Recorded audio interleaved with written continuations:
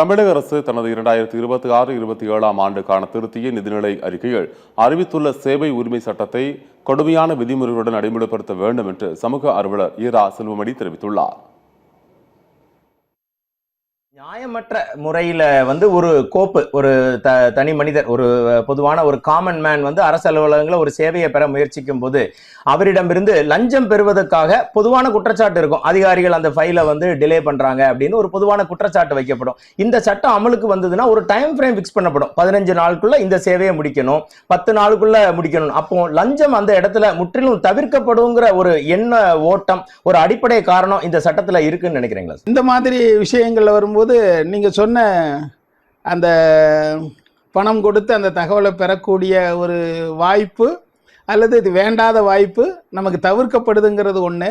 இன்னொன்று, நமக்கு நேரம் காலம் ரொம்ப முக்கியமான விஷயமா இருக்குது. நம்ம ஒரு அலுவலகத்துக்கு போய் ஒரு தகவலை கேட்டுட்டு வரணும்னா அதுக்கு கிட்டத்தட்ட ஒரு அரை நாள் விடுப்பு எடுத்தால் மட்டும்தான் அந்த தகவலை நாம் செய்ய முடியும், வேலை பார்க்குறவங்க.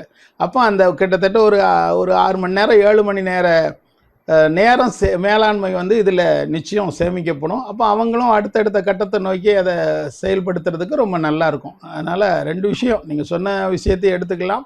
பணம் தவிர்க்கப்படுது, நேரமும் மிச்சப்படுத்தப்படுகிறது அப்படிங்கிறது. ஆனால் எல்லா சட்டங்களும் மிகச்சரியாக மிக தெளிவான விதிமுறைகளோடு செயல்படுத்தப்பட வேண்டுங்கிறது தான் பொதுமக்களுடைய பெரும்பாலான எதிர்பார்ப்பாக இருக்கும்.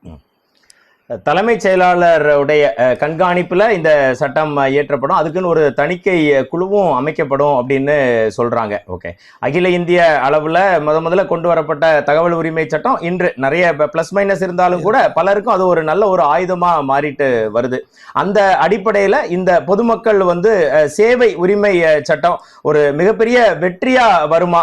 உங்களோட என்ன கருத்து எப்படி இருக்கு சார்? நிச்சயம் இந்த மாதிரி பொதுமக்களுக்கு சிரமம் தராத அல்லது சிரமத்தை தவிர்க்கின்ற சட்ட திட்டங்கள் என்றைக்குமே தேவை. அது எந்த அரசாக இருந்தாலும் அதை நிறைவேற்றினால் நிச்சயம் பொதுமக்கள் மகிழ்ச்சி அடையத்தான் செய்வார்கள்.